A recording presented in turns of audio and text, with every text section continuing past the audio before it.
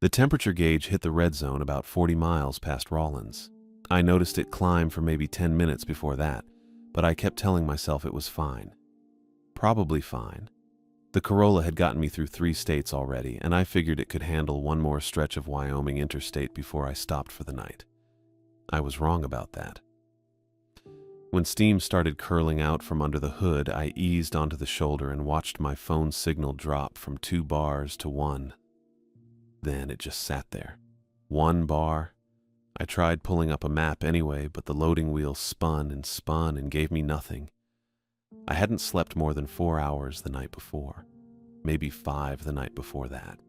The whole month had been applications and rejections, and sitting in my apartment refreshing my email like that would change anything. When the layoffs hit, they gutted the whole department. Not just me, all of us. But somehow that didn't make the job search any easier. So I'd packed what fit in the trunk and pointed the car east. Figured I'd crash with my brother in Pennsylvania for a while. Regroup, whatever that meant. The highway stretched flat and empty in both directions. Late afternoon light, no other cars. I popped the hood and let the engine cool while I checked my phone again. Still 1 bar. I opened the browser and typed "mechanic near me" and waited. It took maybe 2 minutes to load. When it finally did, I got a single result. Sinclair Station, Fuel and Mechanical Services, Medicine Bow, Wyoming. 6 miles ahead. I'd heard of Medicine Bow. Couldn't remember why. Maybe from a podcast or something. Didn't matter. I screenshotted the directions in case the signal dropped completely, then sat in the car for another 20 minutes until the steam stopped and the gauge needle fell back to halfway. The Corolla started fine. I kept it under 50 and watched the temperature the whole way. The Sinclair sign appeared first. Big green dinosaur logo on a tall pole, the kind you can see from a mile off. Then the exit. Then a 2-lane road that curved through dry grass and scattered fence posts before the buildings started. Medicine Bow didn't announce itself. No welcome sign. No population number. Just a cluster of structures that materialized on both sides of the road like they'd been there long enough to forget why. I slowed to 25. The streets were paved but old, cracked in places. A post office, a diner with a gravel lot. A couple of houses set back from the road with metal roofs and bare yards. Everything looked functional, maintained enough. But the whole place felt still in a way that bugged me a little. No people. Not on the sidewalks, not in the parked trucks, not a soul around.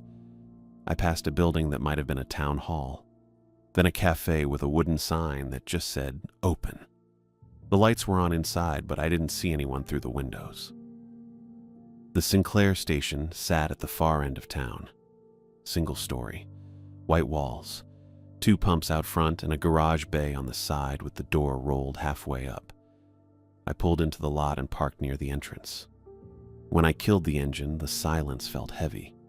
No wind, no birds, just the tick of the cooling motor and my own breathing. I sat there for a second. Then I got out. The air smelled like diesel and dust. I walked to the front door and it opened with the electronic chime that sounded too loud. Inside was a counter, a few shelves with snacks and oil bottles, a coffee station in the corner with a half-full pot that looked hours old. A guy stood behind the register, tall, maybe 6 feet, sandy hair under a Sinclair cap, coveralls stained dark around the pockets and cuffs. He looked up when I came in but didn't say anything right away. "Hey," I said. "My car overheated on the interstate. I need someone to look at it." He nodded once. "Radiator?" "Probably. You let it cool before driving it here?" "Yeah." "Good." He pulled a rag from his pocket and wiped his hands. "Didn't get them any cleaner. I'm Frederick. I'm the only one in town who still works on radiators." "Hudson," I said. He didn't offer to shake hands, just folded the rag and set it on the counter. "I can look at it tomorrow morning. 7:30. That works. Is there a motel around here, or—" "Vicky's got a place, back house apartment. She rents it on Airbnb." I pulled out my phone. Still 1 bar, but it held. I opened the app and searched Medicine Bow, and yeah, there it was. One listing. A small studio behind a main house. $72 a night. The photos looked clean, plain. A bed, a table, a bathroom. That was it. I booked 2 nights. Figured that'd give Frederick time to fix whatever was wrong and me time to get back on the road. Got it, I said. Frederick nodded. Vicky's place is 3 streets over. Take a left out of the lot, second right. Blue house with a gravel drive. Thanks. I started to turn toward the door, but he didn't move. Just stood there looking at me. Not hostile, not friendly. Something in between. You passing through? He asked. Yeah, headed east. Figured. He reached under the counter and pulled out a folded piece of paper. Slid it across to me like a receipt. Read this tonight. I picked it up. Plain white printer paper. Folded in half. What is it? Rules, he said. Towns got specific ones. Newcomers create problems when they ignore local customs. I unfolded it. 5 lines, printed in a plain font, numbered 1 through 5. 1. Do not open your door after dark unless you called for help. 2. Do not answer knocking unless you know who it is. 3. If you hear your name outside, do not respond. 4. Keep your curtains closed at night. 5. If you break a rule, call town hall immediately. I read them twice. Then I looked up at Frederick. Is this a joke? No.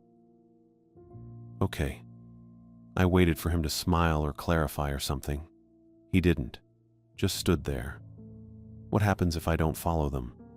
You'll find out. That's not really an answer.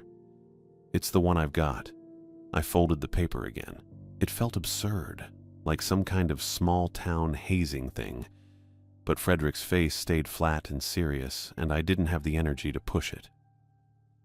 All right, I said. Thanks. 7:30 tomorrow, he said. Got it. I shoved the paper into my pocket and left. Vicky's house was right where Frederick said it'd be. Blue siding, gravel driveway, a main house in front, and a smaller structure behind it connected by a covered walkway. I parked next to an older Ford pickup and grabbed my duffel from the trunk. The back house door had a keypad lock. Vicky had sent the code in the Airbnb message. I punched it in, and the door clicked open. Inside was exactly what the photos promised. A single room with a bed against one wall, a small table and 2 chairs, a kitchenette with a hot plate, and a mini fridge. A door in the back led to a bathroom. Everything was clean, neutral, impersonal. I dropped my bag on the bed and sat down. My phone buzzed. A message from Vicky. Welcome. Let me know if you need anything. Checkout is 11. I typed back a thanks and tossed the phone on the table. Then I just sat there for a minute. The room was quiet. No traffic sounds, no voices, just the hum of the fridge. I pulled the folded paper out of my pocket and read the rules again. They still didn't make sense. I mean, some of them were just basic stuff. Don't open your door for strangers. Fine. But if you hear your name outside, do not respond. That was weird. Specific, in a way that felt too deliberate. I set the paper on the table and rubbed my eyes. I was too tired to think about it. Probably just some local tradition. Maybe the town had a problem with solicitors or something, and this was their way of keeping people safe. Weird, but not impossible. I'd read it. I'd thanked Frederick. That was enough. I pulled out my laptop and checked my email. 3 new messages. 2 were automated rejections from applications I'd sent a week ago. The 3rd was spam. I closed the laptop. Tomorrow Frederick would fix the radiator. Then I'd drive east and leave Medicine Bow behind and forget the whole thing. That was the plan. I didn't take the rules seriously. That was my first mistake. I made ramen around 8 that night. The kitchenette had a hot plate with 2 settings, low and high, and a dented pot in the cabinet below the sink. I filled the pot with tap water and set it on high. The coil turned orange after a minute or so. While the water heated, I pulled out my phone and searched radiator leak fix. The signal was still 1 bar, barely holding on, but after a few seconds, a video loaded. Some guy in a garage with decent lighting and a Chevy on a lift. He wore gloves and explained the difference between a cracked radiator and a blown hose. I leaned against the counter and watched. The water started boiling. I dumped the ramen block in and broke it up with a fork. The guy in the video said you could use stop leak products as a temporary patch, but they'd gum up the system eventually. Better to replace the part. I already knew that, probably. I just wanted to hear someone say the radiator wasn't completely dead. I turned the hot plate off and let the noodles sit for a minute. The apartment smelled like sodium and whatever flavoring powder they put in, the cheap stuff. Chicken, I think. I'd grabbed a 12-pack of them from a grocery store outside Laramie because they were on sale and didn't need refrigeration. I ate standing up, scrolling through my phone. Email had nothing new. My brother hadn't texted back yet. I'd sent him a message earlier saying the car broke down and I'd be a day or two late. He'd see it eventually. The folded paper with the rules sat on the table where I'd left it. I glanced at it a couple times while I finished the ramen. It still felt ridiculous. Local superstition, maybe. Small towns had weird things sometimes. I remembered a place in Arizona where everyone painted their porch ceilings blue to keep wasps away. Didn't actually work, but people did it anyway. I figured this was the same deal. Some old tradition that stuck around because nobody questioned it. Frederick probably handed that paper to every outsider who came through just to see if they'd take it seriously. I rinsed the pot in the sink and left it on the counter to dry. The video had moved on to autoplay, some other car repair thing I wasn't paying attention to. I locked my phone and set it down. It was a little past 9. Still early, but I was tired. I thought about going to bed, then remembered I hadn't showered since leaving Utah. I grabbed a towel from the shelf near the bathroom and turned the water on. It took a while to get warm. The shower was fine. Small, but the pressure was decent and the drain didn't back up. I stayed under longer than I needed to, just letting the hot water work on my shoulders. I'd been driving for 2 days straight before the car gave out, and my back felt like it. When I got out, the mirror was fogged over. I wiped a section clear with my hand and looked at myself. Same face, tired eyes, hair sticking up weird in the back. I needed a haircut, but that wasn't happening anytime soon. I pulled on a t-shirt and sweatpants and walked back into the main room. My phone said 9:12. That's when it clicked. The first rule. The one about locking doors. Do not open your door after dark unless you called for help. I looked at the back door. The deadbolt was already thrown. I'd locked it when I came in, out of habit, but the rule didn't say lock it after dark. It said, don't open it. And the cutoff was 9:10. I stood there for a second, trying to remember if the rule actually specified a time, or if I was filling that in myself. I walked over to the table and unfolded the paper. Do not open your door after dark unless you called for help. No time. Just after dark. I checked my phone again. Sunset in Wyoming this time of year was around 7:30, maybe 8. So I'd already been past the cutoff for over an hour. I just hadn't thought about it. Which probably didn't matter because the rules were nonsense anyway. But my brain wouldn't let it go. I walked to the back door and checked the deadbolt again. Locked. Obviously locked. I'd checked it twice already. The window above the kitchenette sink didn't have curtains. Rule 4 said to keep them closed at night, but there was nothing to close. Just glass and a sill. I filled a mug with tap water from the sink. It was chipped along the rim, white ceramic with a faded logo I couldn't make out. I set it on the sill, right in the center of the window. I don't know why I did that.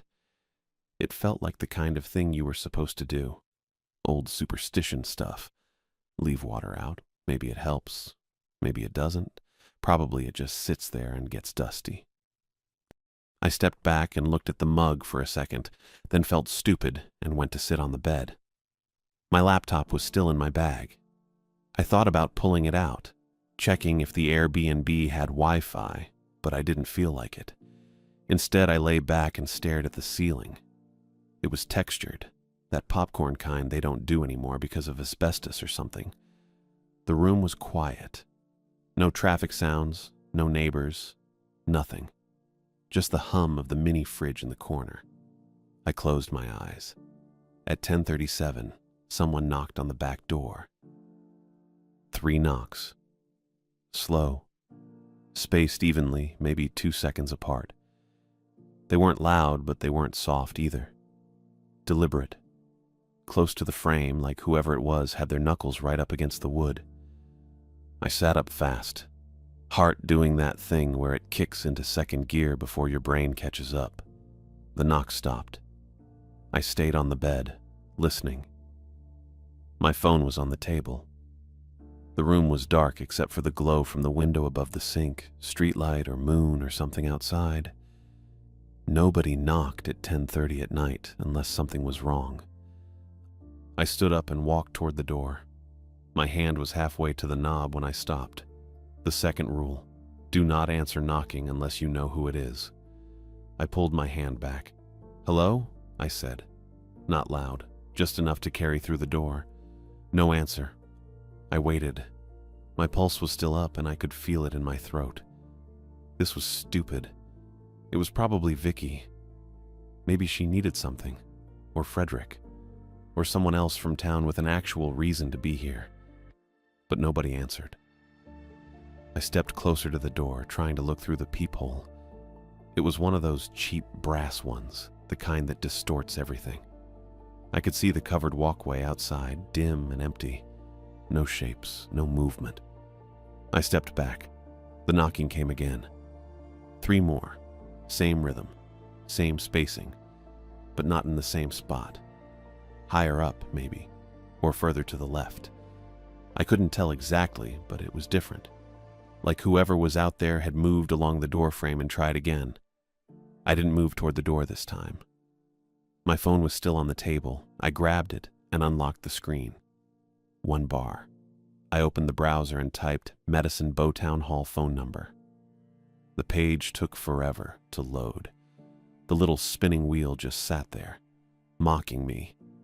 Finally, a result came up. Town hall listing, address, hours, and a phone number.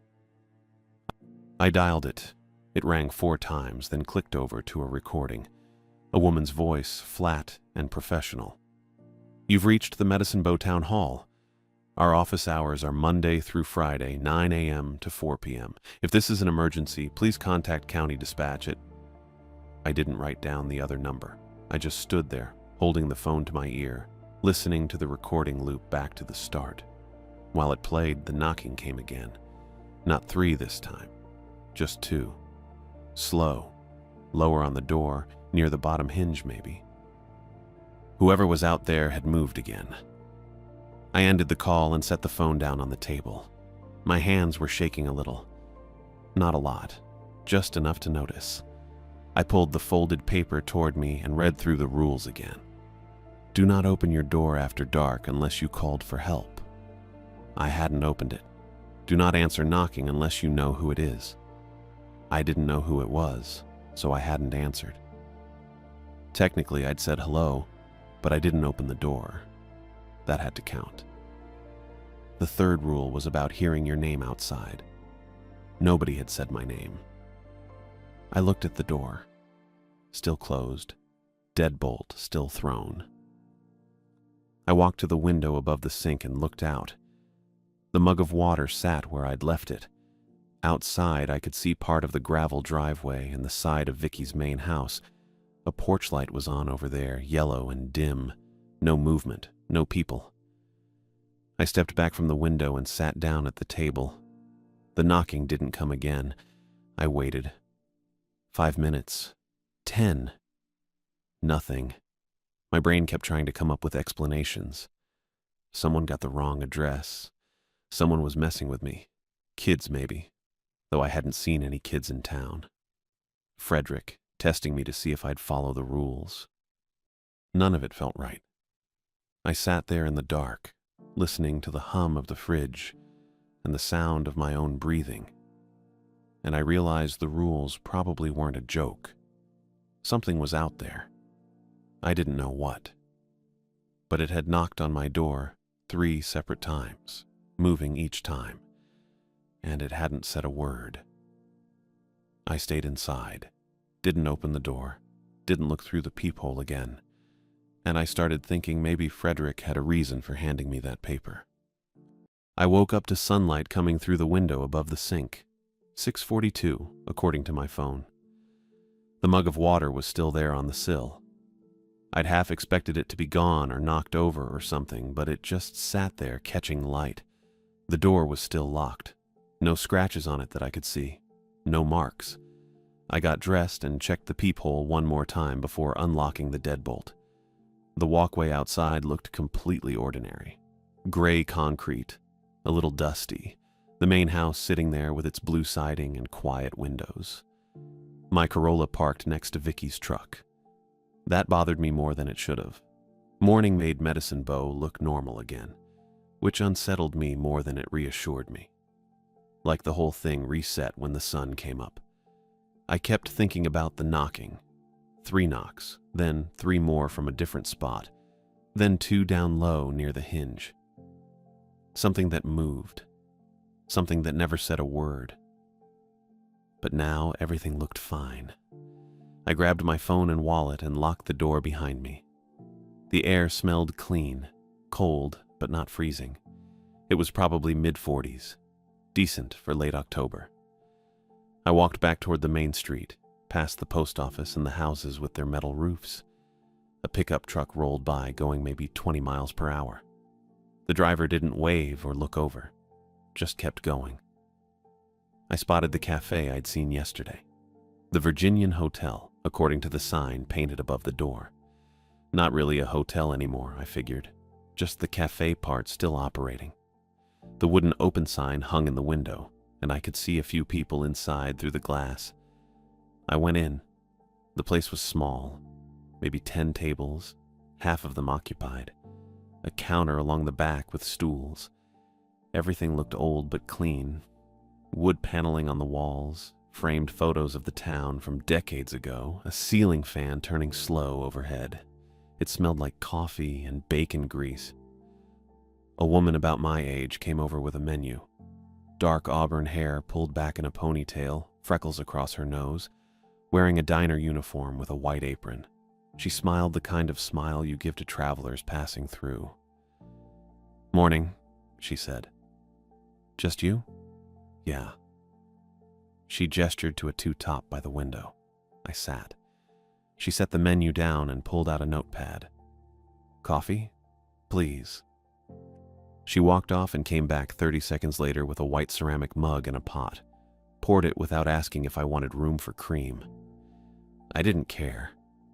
I wrapped both hands around the mug and let it warm my fingers. "You know what you want, or you need a minute?" I glanced at the menu. Eggs, toast, bacon, pancakes, standard stuff. Eggs over easy, toast and bacon. Hash browns. Sure. She wrote it down and took the menu. "You're staying at Vicky's place?" I looked up. "Yeah, how'd you know?"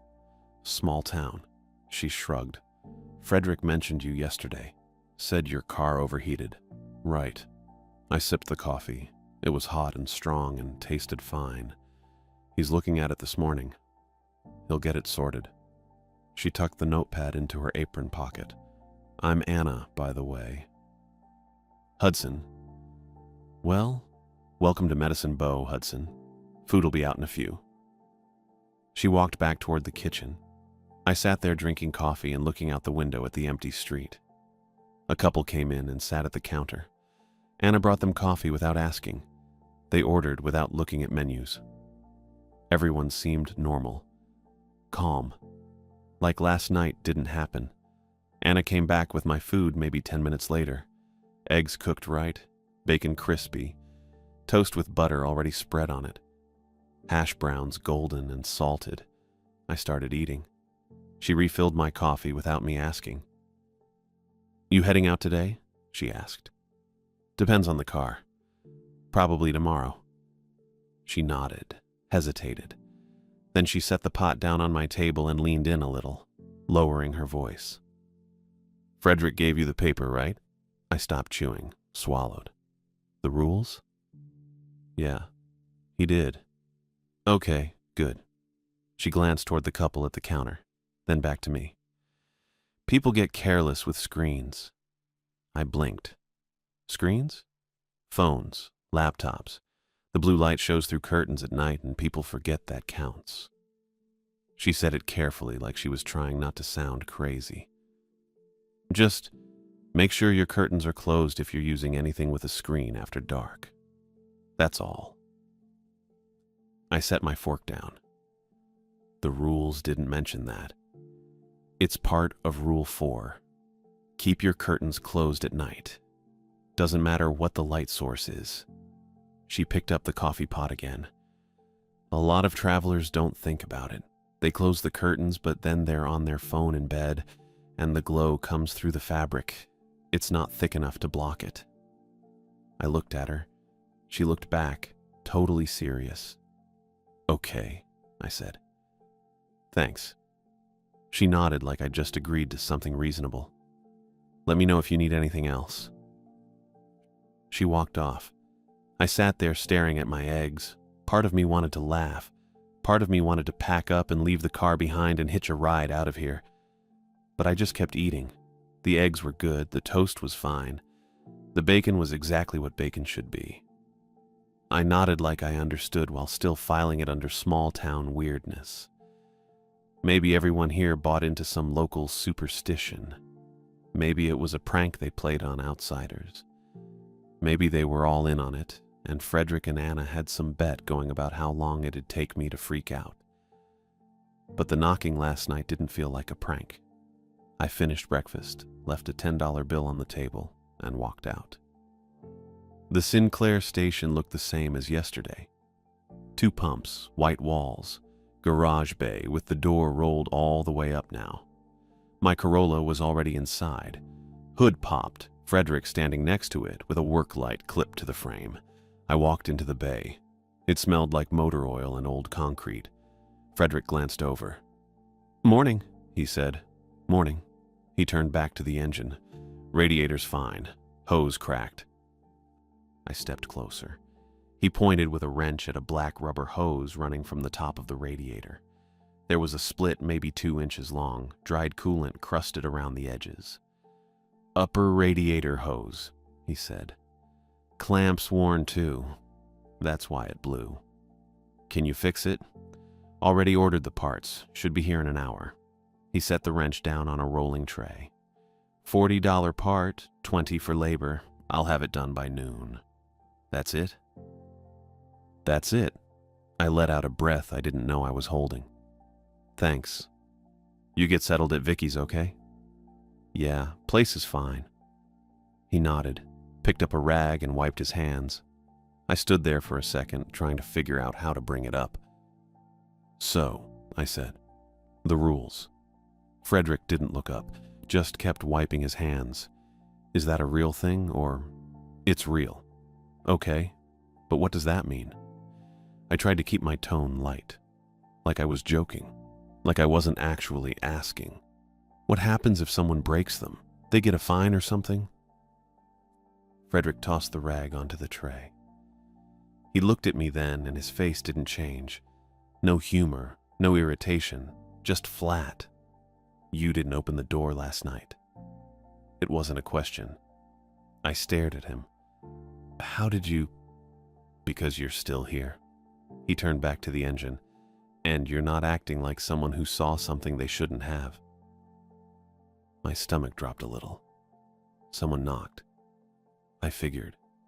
3 times, different spots on the door. Frederick reached for a socket wrench, and you didn't answer. No. Good. He said it the same way Anna said it when I confirmed I had the rules. Like I'd passed some kind of test I didn't know I was taking. I leaned against the workbench. What was it? Don't know. Doesn't matter. It knocked on my door. It knocked on a lot of doors. Frederick loosened a bolt near the hose clamp. That's what it does. What is it? He paused, set the wrench down, straightened up and looked at me. Town sits beside the tracks, he said. Things come through at night that aren't freight. I waited. Rules don't stop anything from arriving, he continued. They stop it from noticing you. I opened my mouth, closed it. That doesn't make sense. It doesn't have to. So what? Something just wanders around knocking on doors, and if you answer it, what? It kills you? Frederick picked up the wrench again. Some people disappear, some people don't. Depends on what noticed them and what they did after. That's not an answer. It's the one I have. Same thing he said yesterday. I rubbed my face with both hands. This is insane. Maybe. He went back to loosening the clamp. But you didn't open the door. I stood there watching him work. My brain kept trying to rationalize it.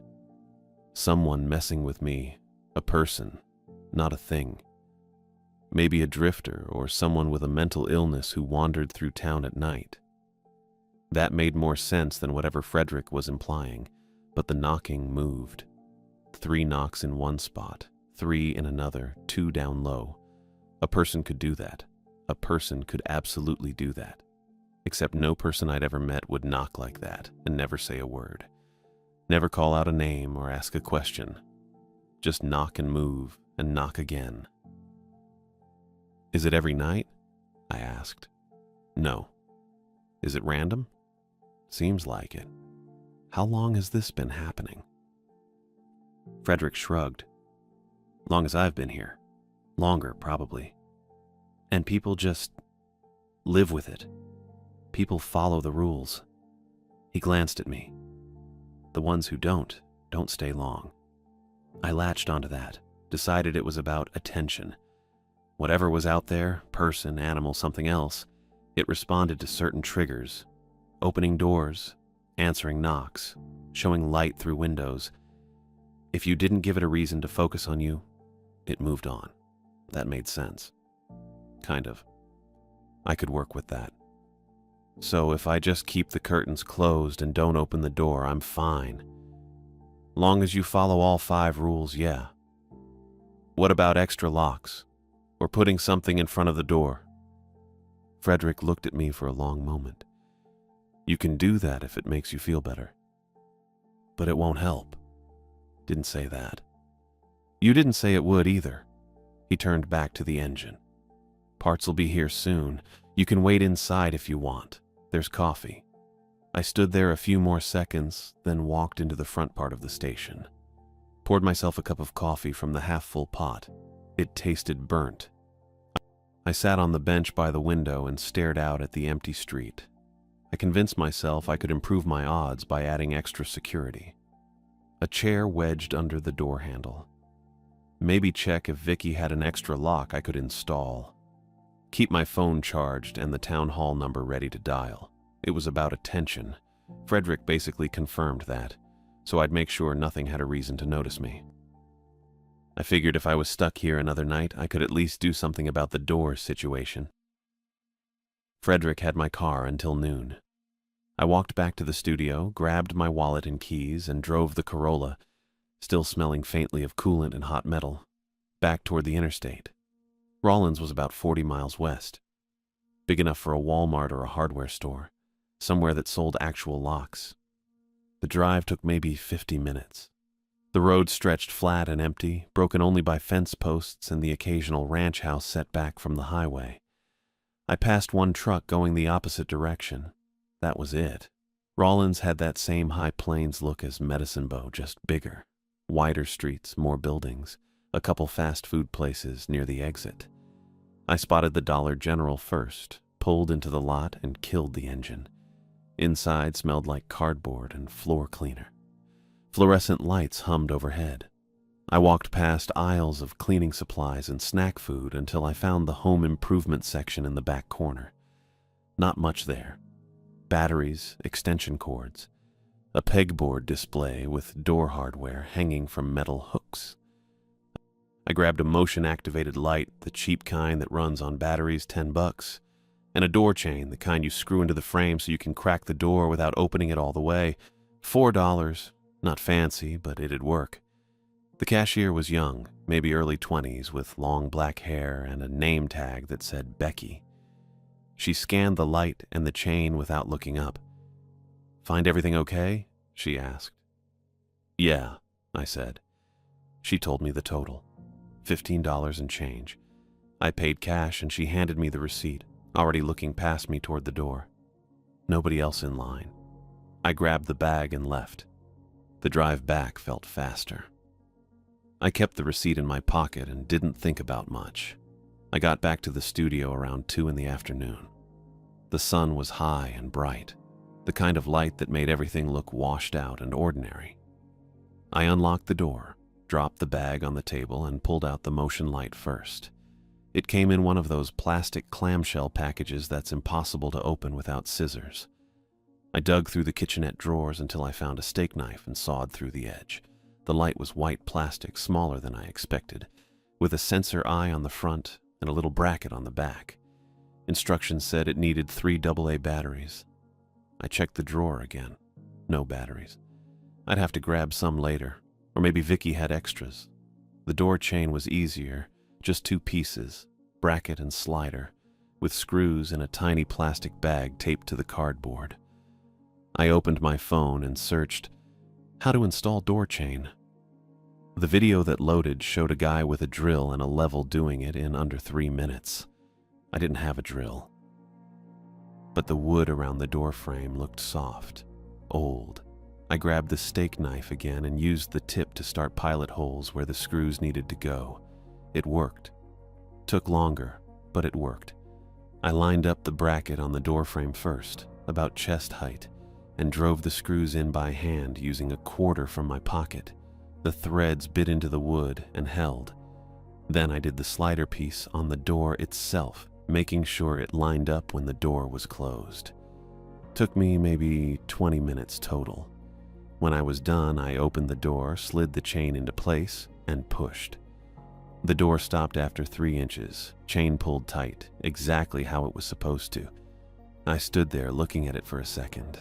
It felt good, useful, like I'd actually done something that mattered instead of just waiting around for things to happen to me. First time in weeks, I felt like I had control over anything. Probably stupid. A $4 chain wasn't going to stop whatever had been knocking 2 nights ago, but it made me feel better anyway. I closed the door, locked the deadbolt, and left the chain dangling. That night, I locked up early. The sun hadn't even set yet, maybe 7:15, sky still purple-orange over the hills, but I didn't care. I checked the deadbolt twice, fastened the chain, and walked over to the kitchenette. The chipped white mug was still in the cabinet where I'd left it that morning. I filled it with tap water and set it back on the windowsill, centered, same as before. Then I sat at the table and waited. Nothing happened. I mean, really nothing. No knocking, no movement outside. Just the quiet hum of the mini fridge and the occasional creak of the house settling. I checked my phone once. Still 1 bar, no new messages, then set it face down on the table so the screen wouldn't glow. By 9, I was exhausted. I hadn't slept well in days. Maybe weeks if I counted everything before the drive. I brushed my teeth, changed into the t-shirt I'd been sleeping in, and collapsed onto the bed. I thought I'd lie there staring at the ceiling again, wired and listening for every sound. But I didn't. I fell asleep fast. Hard. The kind of sleep where you don't even remember closing your eyes. And for hours, nothing woke me up. Until it did. I opened my eyes and the room was dark, completely dark. My brain felt slow and thick, still halfway in a dream I couldn't remember. I reached for my phone out of reflex, just muscle memory, the same thing I'd done every morning for years, and my thumb was maybe an inch from the screen when I remembered. Blue light. Anna had said it. Screens counted. I froze, thumb hovering, heart suddenly loud in my chest. Across the room, my laptop. I'd left it half open on the table. Stupid, so stupid. Woke from sleep mode. The screen flared to life and cast pale blue light across the floor, up the wall, onto the ceiling. I didn't move, didn't breathe. The room looked wrong. Not different, just wrong. Like the corners didn't line up right, or the distances between things had stretched in ways that didn't make sense. The far wall seemed farther than it should have been, the door closer. I tried not to look directly at the glow, but I'd already seen it, already registered it. My eyes had adjusted and the blue light painted everything in flat, cold shapes. On the windowsill, the mug of water trembled, just a little. A faint vibration that made the surface ripple in tiny, concentric circles. Then it stopped. The laptop screen dimmed after a few seconds, power saving mode kicking in, and the room dropped back into darkness. I sat up slowly, pulse hammering in my ears, and stared at the window. The mug sat perfectly still now, no movement, no sound. Outside, the motion light clicked on. Harsh white light flooded the covered walkway, bleaching everything in sharp contrast. Concrete, wood beams, the edge of Vicky's truck, all of it suddenly visible and too bright. And I realized the light had done exactly what Frederick warned me about. It announced me. The motion light stayed on. I didn't move, just stared through the gap between the curtain edge and the window frame at the porch outside, at the covered walkway lit up harsh and white and way too bright. There was something standing there. Tall. Too tall, probably. Hard to tell exactly from my angle on the bed, but it looked wrong even at a glance. Too thin. The proportions didn't line up. Arms a little too long, shoulders a little too narrow, posture too straight, and still, it faced the door. Just standing there. Not moving at all. I couldn't see its face. I mean, I could see where the face should have been. The general area, the front of the head. But there wasn't anything there. Just a smooth, pale surface. No eyes, no mouth, no nose or features, or anything that made sense.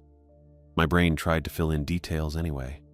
Tried to make it into a mask or a trick of the light or someone wearing something over their head, but I'd already seen it. Already registered what I was looking at.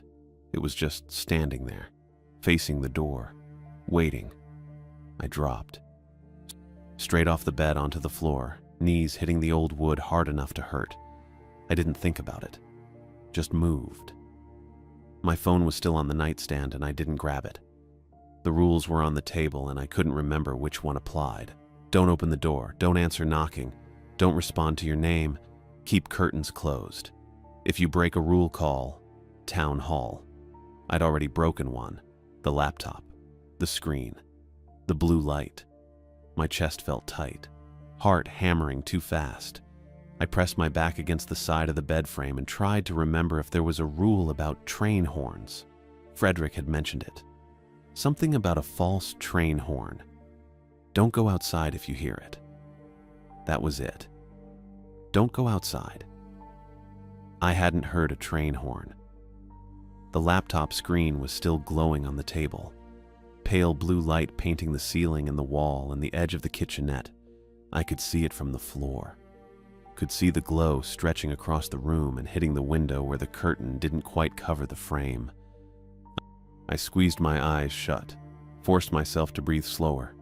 In through the nose, out through the mouth. Count to 4. Do it again. The laptop made a faint electronic hum. Then the screen dimmed. Power saving mode kicking in after 30 seconds or a minute of inactivity. The room dropped back into darkness. I opened my eyes. Couldn't see much anymore. Just the faint outline of the table legs and the darker shape of the chair, and the slight glow from the microwave clock across the room showing 2:50-something in green digits. Outside, something tapped. Once, sharp and deliberate, wood on wood. It sounded close, maybe the porch railing, maybe the door frame. I couldn't tell from the floor. I held my breath. The motion light clicked off. The porch went dark. I stayed on the floor, didn't move, didn't make a sound. My knees hurt where I'd landed, and my back was pressed against the bed frame hard enough that the edge dug into my shoulder blade. I didn't adjust, just stayed there, frozen. Nothing else happened. No more tapping, no knocking, no sound of footsteps or movement or anything at all. I waited. The microwave clock changed to 2:58, then 2:59, then 3. I stayed on the floor. My legs started to cramp around 3:10. I shifted my weight just a little, moved my left knee half an inch to the side, and froze again. Listened. Nothing. The clock read 3:15. I thought about the rules again. Tried to remember the exact wording. Don't open your door after dark unless you called for help. I hadn't opened it. Don't answer knocking unless you know who it is. There hadn't been any knocking. If you hear your name outside, do not respond. I hadn't heard anything. Keep your curtains closed at night. I'd kept them closed, but the laptop screen had been visible. The glow. Anna had warned me about that. Screens count. Blue light penetrates fabric. I'd messed up. The clock read 3:21. I stood up slowly. My knees protested and my back ached from staying in one position too long. I kept my eyes on the window. The curtain hung flat and still. No light outside, no movement. I didn't go near it. Instead, I walked to the kitchenette, staying along the wall, and sat down at the table in the dark. The laptop was right there in front of me. I wanted to close it all the way, wanted to make sure the screen wouldn't wake up again, but I didn't touch it. Didn't want to risk the movement or the glow or anything that might draw attention. So I just sat there. The mug of water was still on the windowsill. I could see its outline against the faint, lighter shade of the curtain fabric. It wasn't shaking anymore, wasn't moving at all. I leaned back in the chair and stared at the ceiling. I was furious, at myself, at the whole situation. The laptop had been my fault. I should have closed it all the way before going to bed. Should have checked. Should have been more careful. And the motion light. That was worse. I'd installed it thinking it would help, thinking it would give me warning or make me feel safer or do something useful. Instead, it had lit up the whole porch and made everything easier to see. Made me easier to see. Frederick had tried to warn me. Sort of. He'd said I could add extra locks if it made me feel better, but he hadn't said it would actually help. I'd missed that. Hadn't picked up on the tone. I rubbed my eyes. They felt dry and tired, and I wanted to sleep, but I wasn't going to. Not until morning. Not until the sun came up and the rules didn't apply anymore. The clock read 3:42. I sat there and waited. By 4:30, the sky started to lighten, just barely. A faint grayish tinge at the edges of the curtain that grew slowly into something closer to dim blue. By 5:15, I could see the room clearly again. Table, chairs, kitchenette, bed against the wall. Everything normal, everything safe. I finally closed the laptop. The next day felt fine. It felt normal, safe. The sun was up and the porch was empty, and there was nothing outside except gravel and Vicky's truck and the main house with blue siding. I checked through the peephole first, just to be sure. But the walkway looked ordinary. No shapes, no tall, too thin figures, no marks on the wood. I unlocked the deadbolt, unfastened the chain, and opened the door. The motion light was still there on the wall where I'd stuck it, white plastic, useless. I thought about ripping it down, but didn't bother. Just walked past it toward my car. Frederick's station was open when I got there around 7:45. The Corolla was parked outside the garage bay with the hood down. Frederick was inside at the counter pouring coffee into a stained mug. "It's done," he said when I walked in. "Replaced the hose and the clamp. Topped off the coolant. Should run fine now." "Thanks," I said. He slid a handwritten invoice across the counter. 40 for parts, 20 for labor, just like he'd quoted. I pulled 3 20s from my wallet and handed them over. Frederick made change and dropped it into my palm without looking at me. "You heading out today?" Yeah, I said. Probably. He nodded, didn't ask anything else, didn't mention the rules or the knocking or anything that had happened last night. Just handed me the keys and went back to his coffee. I walked to the Corolla, got in, and turned the key. The engine started smooth. No overheating smell, no steam. I let it idle for a minute, watching the temperature gauge stay steady in the normal range. Everything was fine. I drove back to the studio, packed my duffel, and checked my phone. Still 1 bar. No new messages. My brother hadn't responded to my last text, but that was normal. He'd get back to me eventually. I figured I'd grab breakfast at the cafe, say thanks to Anna for the screen warning, and then hit the road. Be in Pennsylvania in 2 or 3 days, depending on how much I wanted to drive. Simple. The cafe was quiet when I walked in. Same wood paneling. Same frame photos on the walls. Same ceiling fan turning slowly overhead. Anna was behind the counter, wiping down the coffee station. She looked up when the door chimed and smiled. Morning. Same table? Yeah, I said. Thanks. She brought me coffee and I ordered eggs and toast again. She didn't mention the rules, didn't ask how I slept or if anything happened. Just took my order and walked back to the kitchen. Everything felt normal. I ate quickly, left cash on the table, and stood to go. That was when I realized I hadn't asked about the best route east. I'd been using my phone for directions before, but the signal here was garbage and I didn't trust it to load maps reliably once I got back on the highway. Anna was refilling someone else's coffee 2 tables over. I waited until she finished, then caught her eye. Hey, what's the fastest way back to the interstate from here? She tilted her head slightly. 80? Yeah. Same way you came in, she said. Just head west on the main road. You'll hit the on-ramp in about 6 miles. Got it. Thanks. I walked out to the Corolla, tossed my duffel in the back seat, and started the engine. The main road ran straight through town. I passed the post office, the houses with metal roofs, the town hall building, and the Sinclair station. Frederick was outside near the pumps, talking to someone in a pickup truck. He didn't wave. I kept driving. The road stretched ahead, flat and empty, running west through dry grass and fence posts toward the interstate. I drove for maybe 3 minutes, 4 tops. Then I saw the post office again. Same building, same faded paint, same metal roof. I slowed down, checked the road. I was still heading west, hadn't turned around, hadn't made any turns at all. But there it was, post office on my right, then the houses with metal roofs, then the cafe with the wooden open sign. I kept driving. The town hall building passed on my left. Then the Sinclair station. Frederick was still outside, still talking to the guy in the pickup truck. Same position, same posture. The road kept going straight ahead, through dry grass and fence posts. I drove for another 3 or 4 minutes.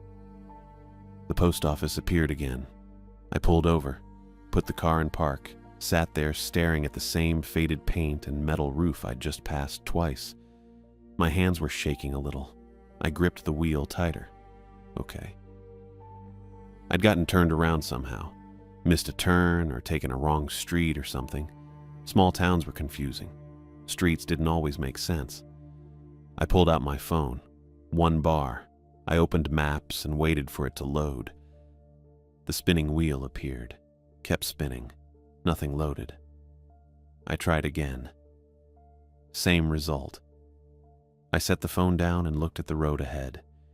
It ran straight west. No curves. No intersections I could see. Just flat, empty pavement stretching toward the horizon. I put the car back in drive and kept going. Post office, houses, cafe, town hall, Sinclair station. Frederick was still outside, still hadn't moved. I made it past the station and watched the odometer, watched the road, counted the fence posts. 3 minutes later, the post office was back. I stopped the car in the middle of the street. No other traffic, no one around. My chest felt tight again. Same feeling as last night on the floor. Same panic trying to crawl up my throat. I forced myself to breathe, in through the nose, out through the mouth. There had to be an explanation. A turn I was missing. A fork in the road I wasn't seeing. Something. I got out of the car and looked around. The road behind me ran straight back through town. The road ahead ran straight west. No turns, no side streets, no options. I got back in the car and tried heading east instead. The road curved slightly after the first house. I followed it, past Vicky's blue house with the gravel driveway. Past 2 more houses I didn't recognize. Then the road just stopped. Not a dead end exactly. More like the pavement faded into gravel, and the gravel faded into dirt, and the dirt faded into scrub grass and nothing. I sat there staring at where the road used to be. Then I turned around and drove back toward town. I turned the GPS back on after that third dead-end drive east. Figured maybe I'd just missed something. The screen loaded, showed my position as a blue dot in Medicine Bow, and immediately plotted a route to Interstate 80 West. 12 minutes, straight shot. I followed it. The voice told me to turn right in 0.3 miles. I turned right, past a house I didn't recognize, then another. The road curved left and I ended up on a county route marked CR 487. The GPS recalculated. It told me to continue for 2.1 miles, then turn left. I turned left, drove past fence posts and empty grass, saw a grain silo in the distance that I hadn't noticed before. The road bent right, then straightened. I kept going. The GPS said to turn right in half a mile. I turned right, and there was the Virginian Hotel, same wooden sign, same gravel lot with 3 pickups parked out front. I'd just driven a full loop. I pulled over and stared at the GPS. It was still showing the route to I-80. Still said 12 minutes. I tapped the screen and zoomed out. The map looked normal. Roads branching off in different directions. Town labeled clearly. Interstate marked in blue to the west. I started driving again. This time I ignored the first turn and kept going straight. The GPS recalculated. Told me to make a U-turn. I didn't. I just followed the road in front of me, watching the odometer tick up. 1 mile, 2 miles, 3. The road curved left, then right, then left again. And there was the Virginian Hotel. I actually laughed. Not because it was funny, just because I didn't know what else to do. I turned the GPS off, tossed the phone onto the passenger seat, pulled back onto the road and decided to follow the signs instead. There was one up ahead, white with black letters. Interstate 80 West, 6 miles. I followed it, drove through town heading west, past the post office, past the houses with metal roofs, saw another sign at the far edge of town. Same thing. Interstate 80 West, 6 miles. I kept going. The road stayed straight for maybe 2 minutes. Then it curved, not sharply. Just a gentle bend to the right. I followed it. Past more fence posts, more grass, a rusted tractor sitting in a field. Then another sign. Interstate 80 West, 6 miles. And past that, the post office. I checked the odometer. I'd driven 7 miles since the last time I saw it. I kept driving. Past the cafe. Past town hall. Past the Sinclair station where Frederick was standing outside near the pumps talking to a guy in a pickup truck. Same guy. Same position. Same conversation. Probably. 3 minutes later, I passed the post office again. This time, I didn't stop. I just kept going. Past the whole sequence again. Post office, houses, cafe, town hall, Sinclair. Frederick still standing there, still talking. I counted this time. 3 minutes and 40 seconds between loops. I made it through 6 loops before I finally pulled into the Sinclair lot and parked next to the pumps. My hands were shaking, not a lot, just enough that I had to grip the wheel for a second before getting out. Frederick saw me. He said something to the guy in the pickup, then walked over. Didn't say anything at first, just looked at me. "Can't get out," I said. "I know. I've been driving for 40 minutes, same roads, same buildings. GPS doesn't work, signs don't work. I keep ending up back here." Frederick nodded. "Yeah." I waited for more. He didn't offer it. "So what do I do?" I asked.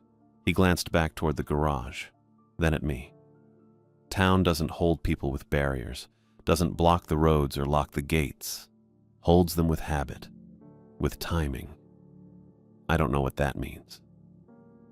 Means you can't leave whenever you want. Means there's a window." I stared at him. A window. Safe time to go. Tied to the schedule. "The train schedule?" "Not the one online," Frederick said. "The old one. The real one." "How do I know when that is?" Frederick reached into his coveralls and pulled out a folded piece of paper. Not a new one. The same one he'd given me 2 days ago. He unfolded it and held it so I could see. "Rule sheets got more than rules," he said. I looked. The 5 numbered lines were still there, same as before, but at the very bottom, along the edge where the paper had been folded, there were tiny numbers. I hadn't noticed them before, probably because they were small, really small, printed in light gray ink that barely stood out against the white. I leaned closer. The numbers looked like dates or times. There was a sequence running horizontally, each one separated by a dash, and one of them was circled in pencil. 3:07 to 3:12 a.m., Frederick said. "Westbound freight, that's your window." "Tonight?" "Yeah." "And if I leave during that window, the roads work?" "If you follow the rules until then," Frederick said. "And if nothing's still paying attention when the train comes through." I felt something cold settle in my chest. What if it is? Frederick folded the paper back up and handed it to me. "Then you stay another night and try again." I drove back to Vicky's place, parked in the same spot, went inside and locked the door, sat at the table and unfolded the paper again. The numbers were there. Definitely.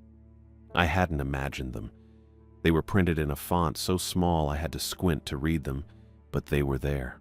A grid running along the bottom margin, columns that looked like days of the week, rows that looked like times. The circled entry said 03070312 with a note underneath in tiny print, WB Freight. Westbound freight, 3:07 in the morning, 5 minutes. I checked my phone. It was 11:30 a.m. That meant I had 15.5 hours until the window opened. I sat there for a while, maybe 10 minutes, maybe 20. Then I got up and started preparing.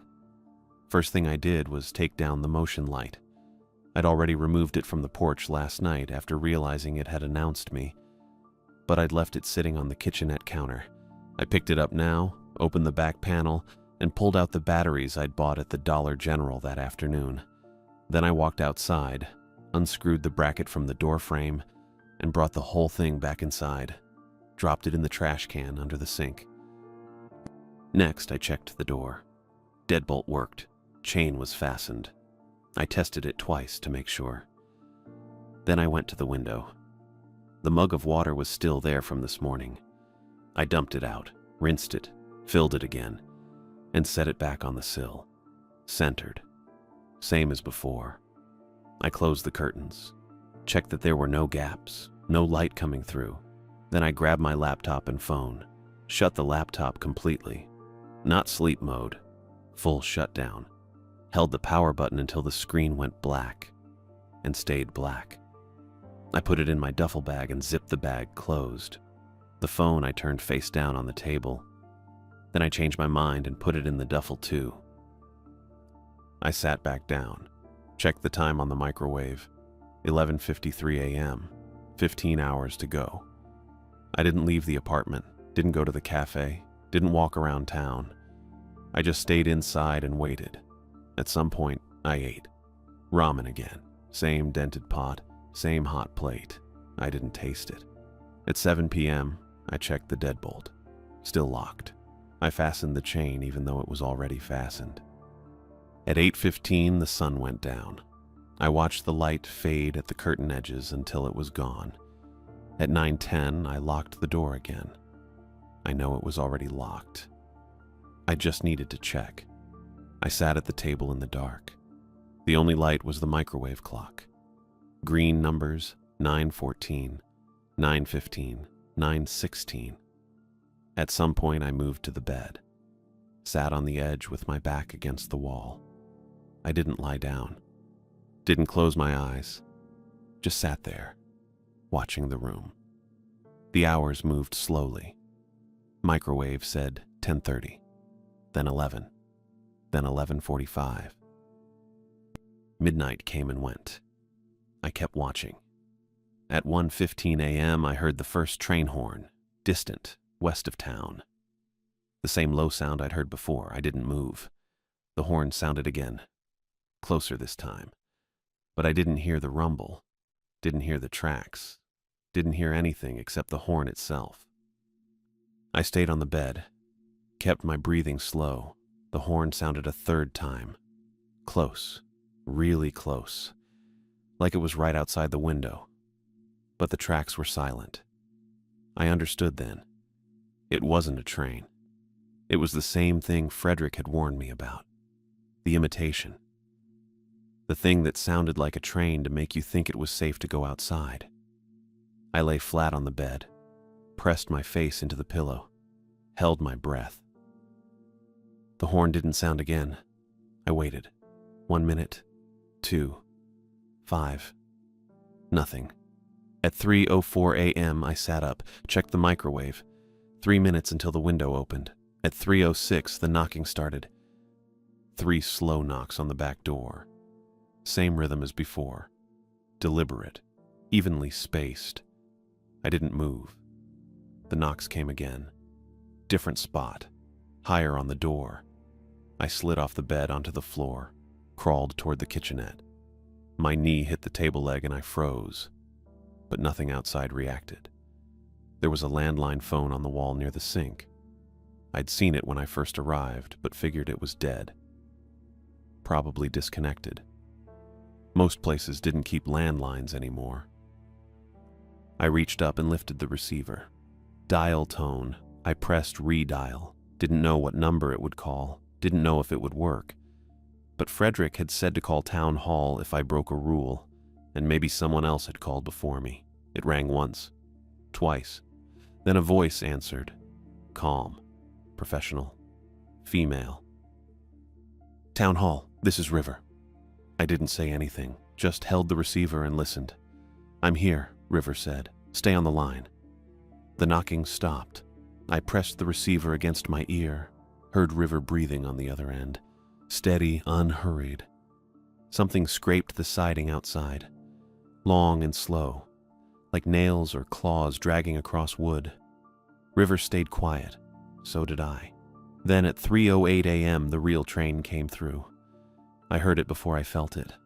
A low rumble building from the west, growing louder. The windows started shaking. The floor vibrated. The whole apartment rattled as the freight roared past on the tracks I couldn't see.